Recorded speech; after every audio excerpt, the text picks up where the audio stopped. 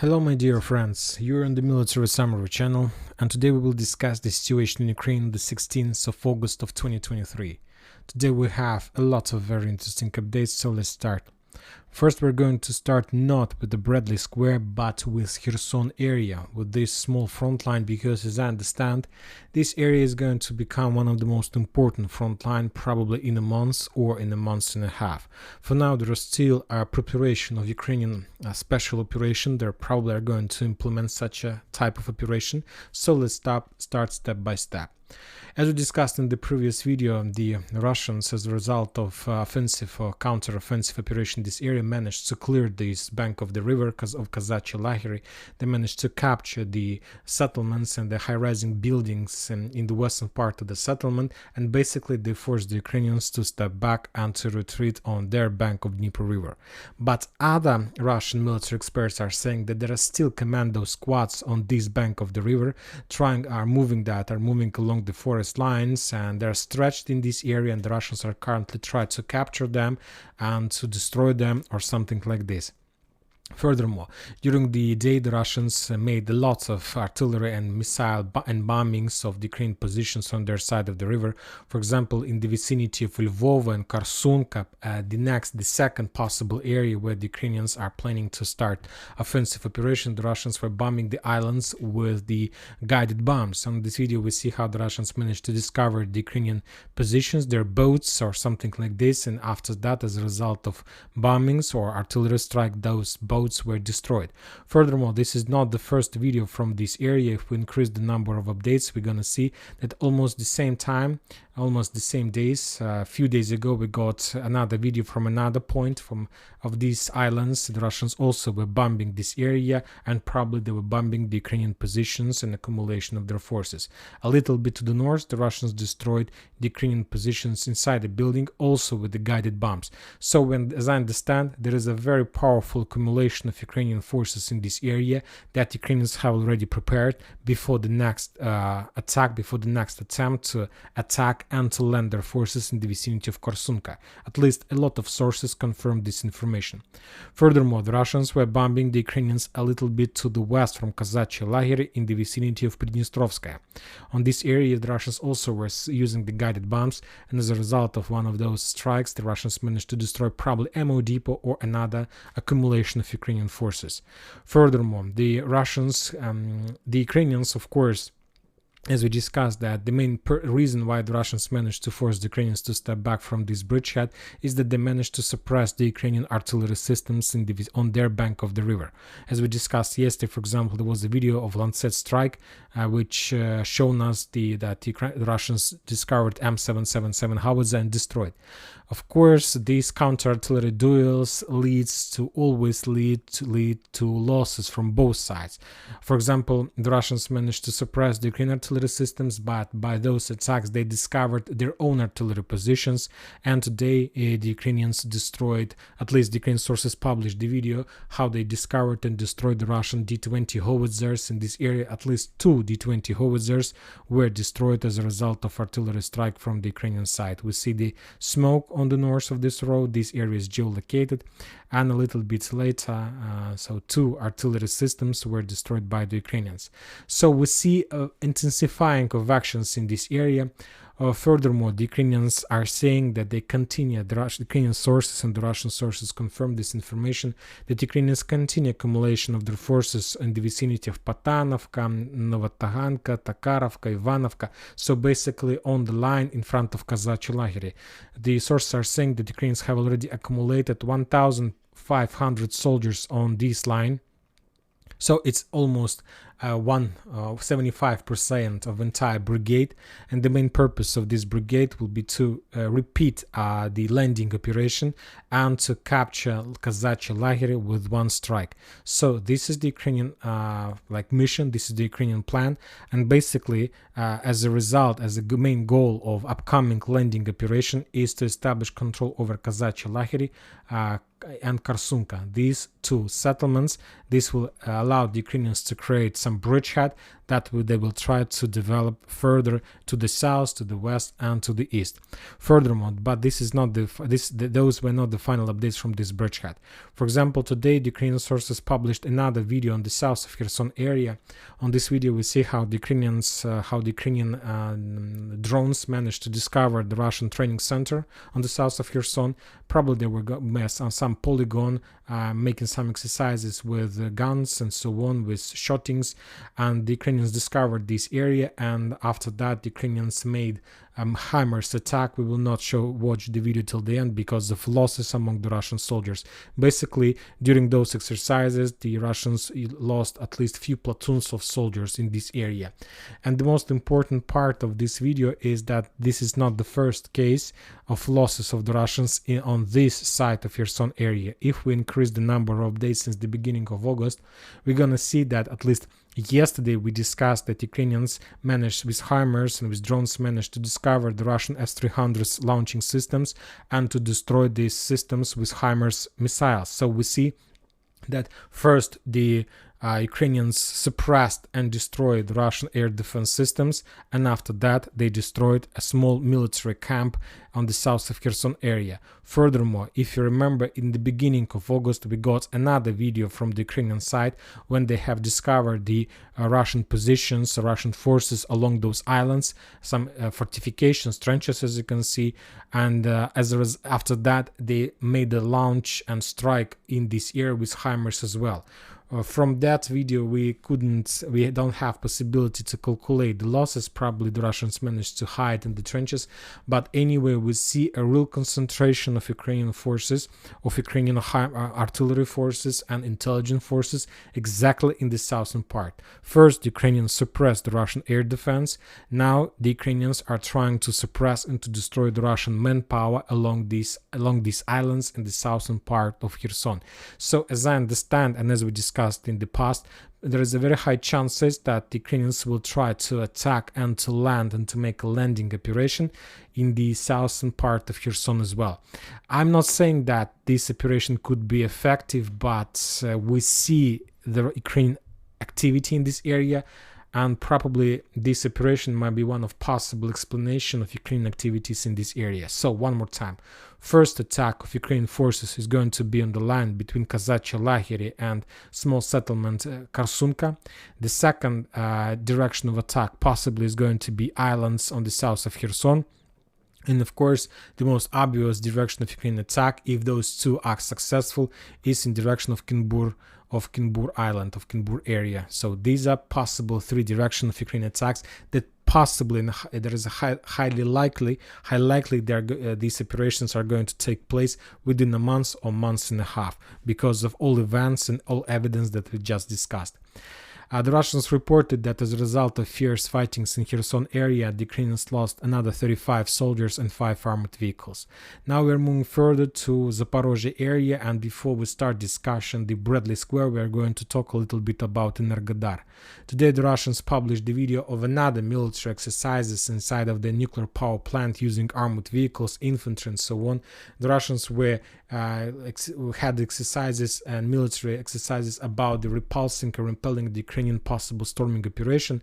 So as you can see, the Russians published video just today, but probably that was some kind of message to the Ukrainians where the Russians were trying to show them that the Russians are ready and the Russians expect the Ukrainians in this small settlement.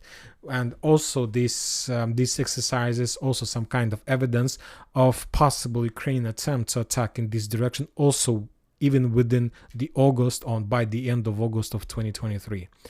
And now we are moving to Zaporozhye area, and probably we will start the Zaporozhye area with the Bradley Square.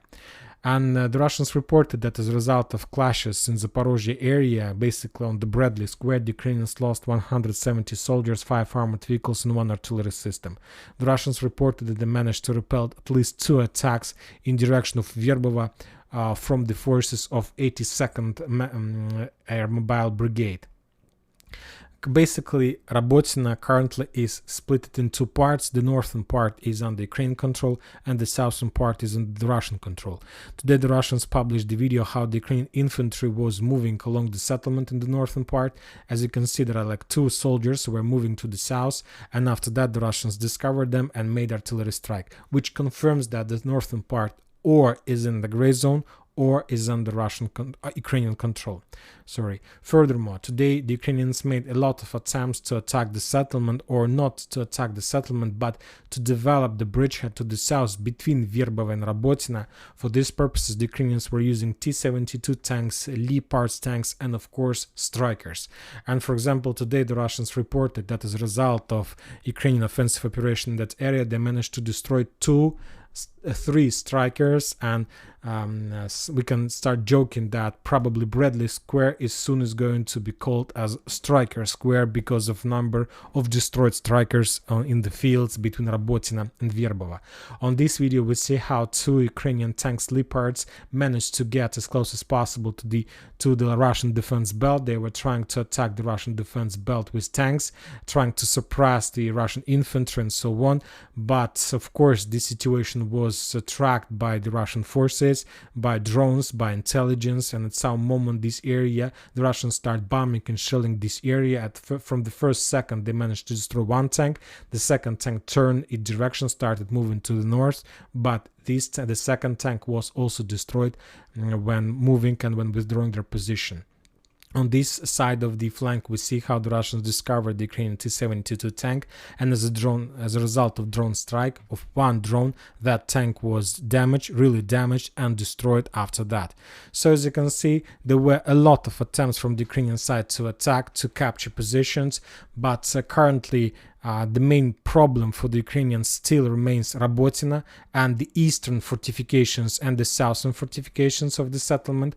Also, the Ukrainians lost a lot of armored vehicles, tanks and armored vehicles on this defense belt. They lost at least 3 Strykers and 2 Leopards tanks, and as of results of today, the Ukrainians still haven't managed to penetrate this defense belt, to capture Robotyne, or to develop their bridgehead further to the south in direction of Novopokrovka. Today, the Ukrainians lost the battle one more time. Furthermore, today the Ukrainians changed their focus when talking about drones attacks. For example, for the previous days we got a lot of updates of drone strikes in direction of Robotyne, but today the Ukrainians were mainly concentrated on Verbova. On this video we see how the Ukrainians managed to discover the Russian ammo depot, and as a result of artillery strike that ammo depot was destroyed. Probably the Russians were using that ammo depot for supplying and supporting their forces on the combat line. On this video we see also another very interesting video from the Ukrainian side, and this is probably one of the videos when the Ukrainians try to show the benefits and advantages of their own drone by the name of Poseidon. So this is like Ukraine attempt to create something like Lancet but of Ukrainian production, and this is Poseidon. We see that Poseidon managed to discover the target. From this video and from the author of this video, I didn't understand whether the Poseidon will attack the building or it's just navigated and coordinated the Russian attack in this area. It's very difficult to understand, but anyway we see the Ukrainian concentration over Verbova, massive concentration, which also tell us that probably the next target and the next aim of the Ukrainian forces in this area is going to be Verbova. And at some point the Ukrainians will turn their movement and will start moving in direction of the settlement. As I understand, the Ukrainians currently are trying to move to the south and to attack the settlement from the southeast. So basically this is the main purpose of the Ukrainians, between the trenches, between the two types of different forces of the Russian side, and something like this. Now we're moving further to the Vremivka tactical bridgehead. Today this area is a silent area. We haven't received many updates from this bridgehead. We just caught the video from the Ukrainian side of 35th Brigade. This is the 35th Brigade, this one, 38th, 37th. 35th Brigade, Marine Brigade. They published a video how they 54 seconds of video of establishing control over the settlement. We see the happy Ukrainians with the flags and the Ukrainians who are raising their flags above the territory of Urozhaine and confirming the entire control over this territory. The Russians from their side during the day were bombing and shelling the Ukrainian positions, trying to slow them down, not to allow them to develop their positions, not to allow them to create a bridgehead and to dig in deeper inside of the settlement. Furthermore, the Ukrainians established full control over the road that goes from Urozhaine to Staromlinovo and Zavitne Bazhanye. And on this video we see how the Ukrainians discovered the Russian vehicle that were transporting the troopers or some support or evacuation squad. The Ukrainians discovered that armored vehicle and attacked with a drone and basically damaged this vehicle heavily and probably destroyed in the end. Now let's talk about this area in the global scope. The Ukrainians have captured Urozhaine. I expect that there are going to be a small operational pause for a day or two, not very big, not very long, because the Ukrainians need to continue, maybe while they have some momentum or something like this. But the main problem of the Ukrainians currently is that on this front line, they need to develop their offensive operation further in direction of Zavitne Bazhanye in this area. So this is the next step of the Ukrainians. I believe that maybe if the Ukrainians will plan this operation, they can take it, but it's not a very big deal for the Russians. This is not the main defense belt of the Russian forces. It's, if we translate Zavitne Bazhanye in English, it sounds like a hopeful wish or the thing that you want to achieve. So it's like, if we translate, so something very, very interesting, something very, very that you want to achieve. It's like the translation of the settlement. So basically the situation completely corresponds to this title of the settlement. This is the settlement that Ukrainians also want to get, but the problem is that if the Ukrainians continue their offensive operation to the south, just along the Mokler-Yala river, there is a very high chances that the Ukrainians will be attacked from the flanks, from the western salient that located between Piryutin and Urozhaine, and from the eastern salient from fields in direction of the northern part of Urozhaine. So basically, if Ukrainians continue attacking to the south, they can be encircled by the Russian forces and there can be created a cauldron. So this is the reason why the Ukrainians at the next stage of offensive operation to the south need to attack this area using the broad frontline attack, and basically the Ukrainians need to attack not just in direction of the settlement but also in direction of Piryutin. But if the Ukrainians want to attack in direction of Piryutin, they need to attack in direction of the fields between Piryutin and Staromayorsk. If the Ukrainians want to attack in direction of Zavitne Bazhanye from the east, the Ukrainians need to attack first of all in direction of the fields between these settlements, between Zavitne Bazhanye and Novodonetsk. If the Ukrainians want to attack in direction of these fields, first they need to capture Novodonetsk. But we know the Russian tactics in Novodonetsk that they shown us in the previous stage of defense operation. When the Ukrainians start attacking this area, the Russians try to keep the Ukrainians in a distance. First they destroy the armored vehicles in a distance, and then the Russians retreat towards Novomayorsk. And as soon as artillery destroyed the rest of Ukrainian forces, the Russians from Novomayorsk returns back in direction of Novodonetsk. So if the Ukrainians want to capture Novodonetsk, they need to attack Novomayorsk from the settlement by the name of Prichistovka. If the Ukrainians want to attack from Prichistovka, first they need to blockade the Russian forces in Shevchenkovo. So this is the possible Ukrainian operation, and as you can see, this operation is very huge. This is not just the settlement. Of course, the Ukrainians probably have some chances to get some success by not completing every single step that we just described. But if the Ukrainians are not able to complete every single step from Piryutin to Shevchenkovo, then there is a very high chances that the Russians will repel every single Ukrainian attack, will defeat the Ukrainians, and will counterattack and will force the Ukrainians to step back very, very far from the combat line in direction even towards Velika Novoselka. So the situation is very complicated. There is no half solutions, half decisions. If you want to get the first defense belt and to start real clashes with the real Russian forces along the line of Suvorkin, then you need to do something like this as we just described. The Russians reported that as a result of fierce fightings on South Donetsk area, the Ukrainians lost 140 soldiers, 8 armored vehicles and 1 artillery system. Now we are moving to the South Donetsk area, and as you can see, this area is under complete Russian initiative control. For example, just for the previous 24 hours, the Russians managed to destroy at least 2 air defense systems Strela-10. The first video we got at noon time that the Russians were making some intelligence operation, reconnaissance operation. Then we see launch of missile of Strela-10. Basically, the Ukrainians were trying to shut down, but that system missed.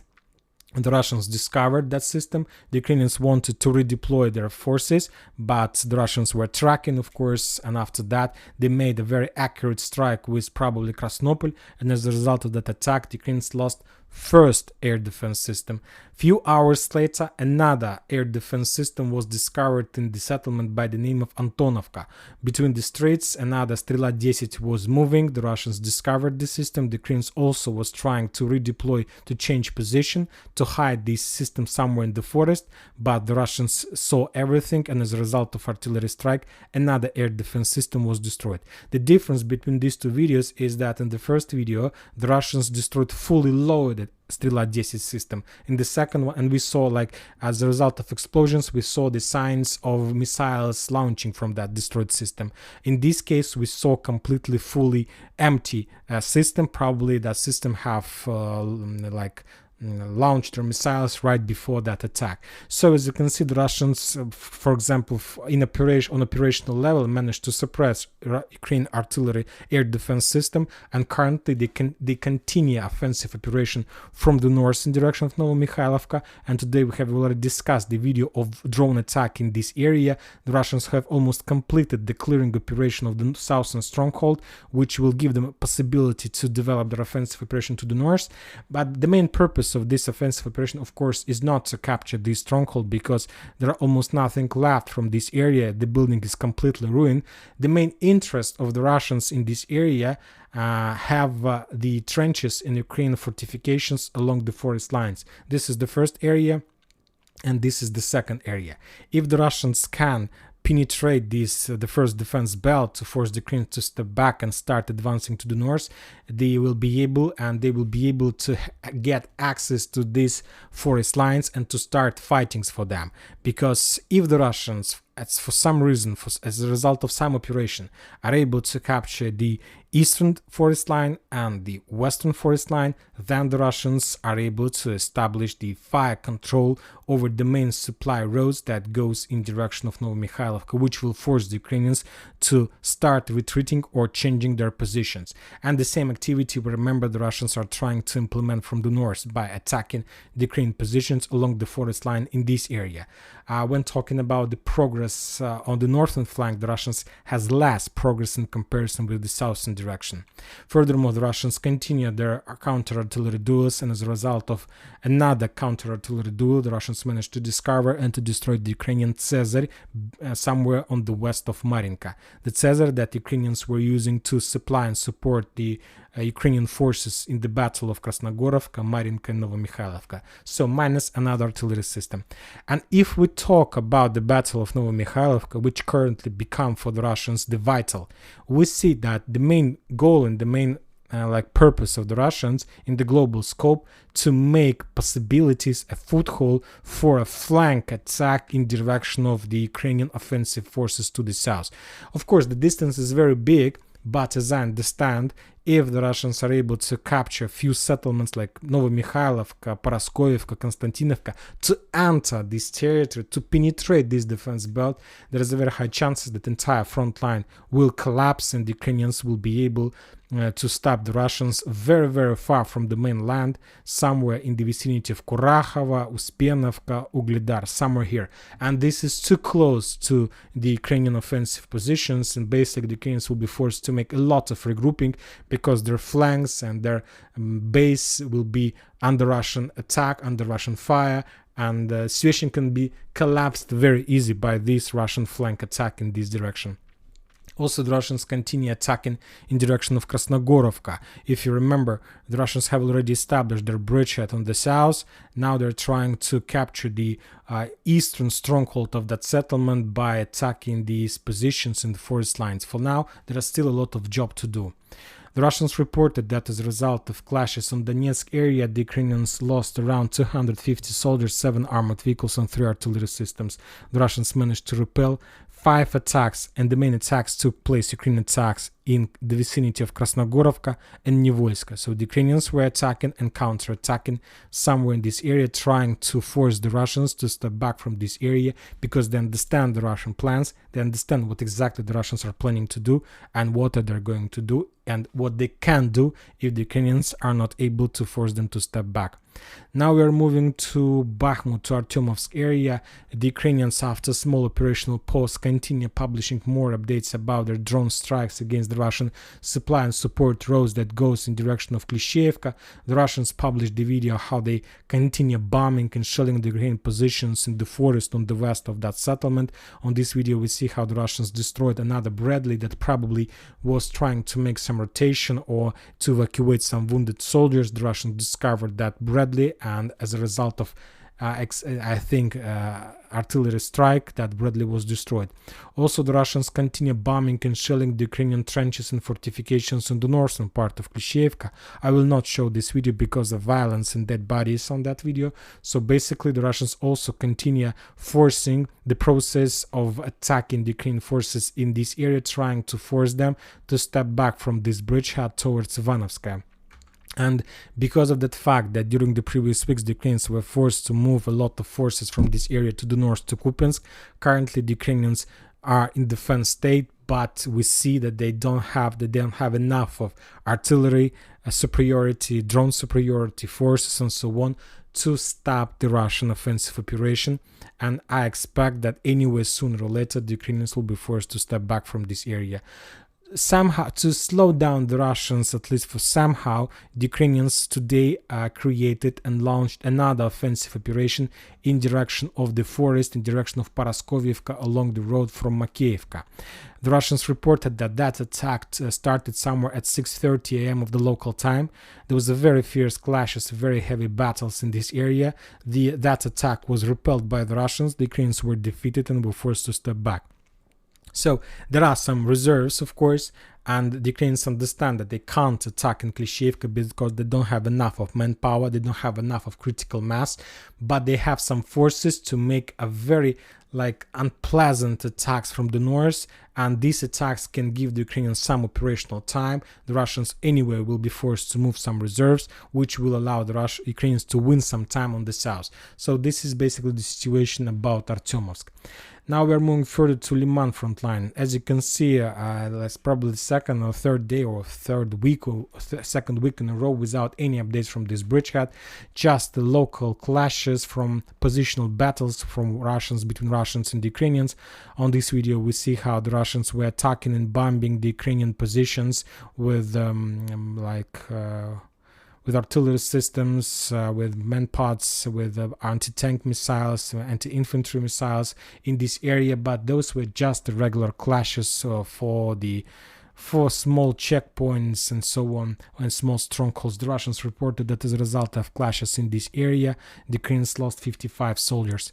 When talking about Kupiansk front line, we also have received almost nothing from this area. No geolocated video, no artillery strikes. It doesn't mean that there are no clashes in this area. I believe that the area there are very fierce battles. The Russians reported that as a result of continuous storming operation in this area, the Ukrainians lost another 85 soldiers.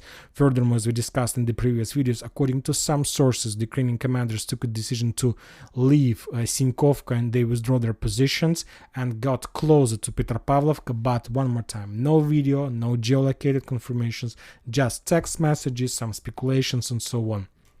The Russians reported that as a result of fierce fightings in this area, the Ukrainians lost another 85 soldiers. When talking about Kharkiv area, we also got some updates. The Russians and the Ukrainians continue artillery duels along the border between Belgorod and Kharkov. The Russians published a number of videos how they managed to discover and to destroy the Ukrainian positions, some warehouses, ammo depots, accumulation of Ukrainian forces.